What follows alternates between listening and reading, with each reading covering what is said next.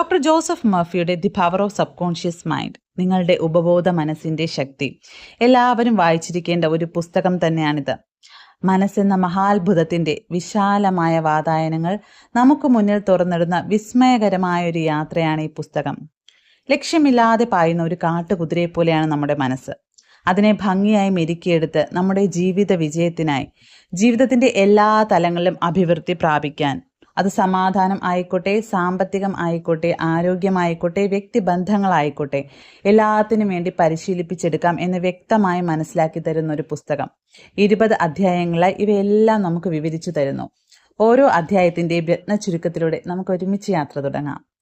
എല്ലാവരുടെ ജീവിതത്തിലും സന്തോഷവും സമാധാനവും നിറയട്ടെ. എല്ലാവർക്കും ഈ ഭൂമിയിൽ ആത്മാഭിമാനത്തോടെ ജീവിക്കാൻ, സ്വന്തം ലക്ഷ്യങ്ങൾ നേടിയെടുക്കാൻ ഒരേപോലെ അവകാശമുണ്ടല്ലേ? അതിനായി നമുക്ക് നമ്മുടെ മനസ്സെന്ന മാന്ത്രികനെ പരിശീലിപ്പിച്ചെടുക്കുന്നത് എങ്ങനെയെന്ന് നോക്കാം.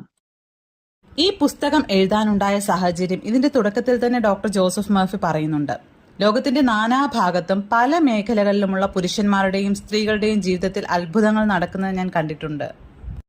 നിങ്ങളുടെ ഉപബോധ മനസ്സിന്റെ മാന്ത്രിക ശക്തിയെ നിങ്ങൾ വിനിയോഗിക്കുമ്പോൾ നിങ്ങളിലും ഈ അത്ഭുതം സംഭവിക്കും. നിങ്ങളുടെ ശീലങ്ങളും സങ്കല്പങ്ങളുമാണ് നിങ്ങളുടെ ഭാവിയെ വാർത്തെടുത്ത് രൂപപ്പെടുത്തി സൃഷ്ടിച്ചെടുക്കുന്നത് എന്ന് നിങ്ങളെ പഠിപ്പിക്കാൻ വേണ്ടിയാണ് ഈ പുസ്തകം എഴുതപ്പെട്ടിരിക്കുന്നത്. അതായത് ഒരു മനുഷ്യൻ തന്റെ ഉപബോധ മനസ്സിൽ എങ്ങനെ ചിന്തിക്കുന്നുവോ അങ്ങനെയായിരിക്കും അയാൾ. അധ്യായം 1, നിങ്ങളുടെ ഉള്ളിലെ നിധിശേഖരം. നിങ്ങളുടെ മനസ്സ് തുറന്നാൽ അനന്തമായ സമ്പത്ത് നിങ്ങൾക്ക് ചുറ്റും ഉണ്ട്. നിങ്ങളുടെ ഉള്ളിലെ അനന്തതയുടെ നിധിശേഖരം നോക്കിക്കാണൂ. നിങ്ങളുടെ ഉള്ളിൽ ഒരു സ്വർണ്ണ ഖനിയുണ്ട്. മഹത്വത്തോടെയും സന്തോഷത്തോടെയും സമൃദ്ധിയോടെയും ജീവിക്കാൻ വേണ്ടതെല്ലാം നിങ്ങൾക്ക് അതിൽ നിന്ന് ശേഖരിക്കാം. നമ്മൾ പുറമെ അന്വേഷിച്ചു നടക്കുന്ന എല്ലാം നമുക്കുള്ളിൽ തന്നെ ഉണ്ടെന്നാണ് ഈ അധ്യായത്തിൽ പറയുന്നത്.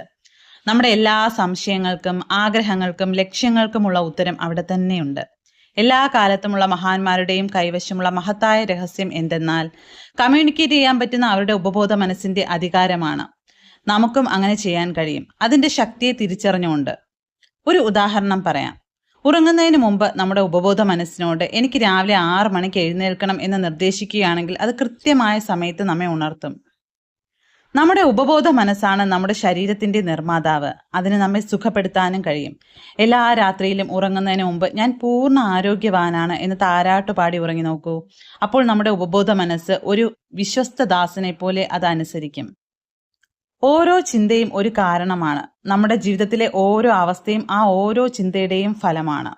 നമുക്കൊരു പുസ്തകം എഴുതണമെങ്കിൽ, ഒരു വിസ്മയകരമായ നാടകം എഴുതണമെങ്കിൽ, ഒരു മികച്ച പ്രസംഗം നടത്തണമെങ്കിൽ നമ്മുടെ ഉപബോധ മനസ്സിനോട് സുന്ദരവും വികാരപരവുമായ രീതിയിൽ ഈ ആശയം പറയുക.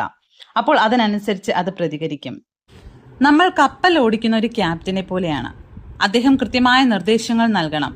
അതുപോലെ നമ്മളും നമ്മുടെ എല്ലാ അനുഭവങ്ങളെയും നിയന്ത്രിക്കുകയും ഭരിക്കുകയും ചെയ്യുന്ന ഉപബോധ മനസ്സിന് കൃത്യമായ നിർദ്ദേശങ്ങൾ നൽകണം. അതായത് നമ്മുടെ ചിന്തകളും സങ്കല്പങ്ങളും നമ്മുടെ ലക്ഷ്യങ്ങൾക്കനുസരിച്ച് രൂപപ്പെടുത്തിയെടുക്കണം. എനിക്കത് വാങ്ങാൻ കഴിയില്ല അല്ലെങ്കിൽ എനിക്കത് ചെയ്യാൻ കഴിയില്ല എന്ന നിബന്ധനകൾ ഒരിക്കലും ഉപയോഗിക്കരുത്. നമ്മുടെ ഈ വാക്കുകൾക്കനുസരിച്ച് ഉപബോധ മനസ്സ് പ്രവർത്തിക്കും. അതുപോലെ നമ്മൾ ചെയ്യാൻ ഉദ്ദേശിക്കുന്ന കാര്യത്തിന് ആവശ്യമായ പണമോ കഴിവോ ഇല്ലെന്ന് നമ്മുടെ ഉപബോധ മനസ്സ് ഉറപ്പാക്കും. നമ്മുടെ ഉപബോധ മനസ്സിന്റെ ശക്തിയിലൂടെ നമുക്ക് എല്ലാ കാര്യങ്ങളും ചെയ്യാൻ സാധിക്കും എന്നതിൽ പരിപൂർണമായി വിശ്വസിക്കുക. ജീവിതത്തിന്റെ നിയമം വിശ്വാസത്തിന്റെ നിയമമാണ്. വിശ്വാസം നമ്മുടെ മനസ്സിന്റെ ഒരു ചിന്തയാണ്. നമ്മെ അപായപ്പെടുത്തുന്നതോ ഉപദ്രവിക്കുന്നതോ ആയ കാര്യങ്ങളിൽ വിശ്വസിക്കരുത്. നമ്മെ ശക്തിപ്പെടുത്താനും അഭിവൃദ്ധിപ്പെടുത്താനും പ്രചോദിപ്പിക്കാനും ഉള്ള ഉപബോധ മനസ്സിന്റെ ശക്തിയിൽ വിശ്വസിക്കുക. നമ്മുടെ വിശ്വാസത്തിന് അനുസരിച്ച് നമുക്ക് ലഭിക്കും. നമ്മുടെ ചിന്തകൾ മാറ്റുമ്പോൾ നമ്മുടെ വിധിയും മാറും എന്ന് പറഞ്ഞുകൊണ്ടാണ് ഡോക്ടർ ജോസഫ് മർഫി ഈ അധ്യായം അവസാനിപ്പിക്കുന്നത്. Thank you.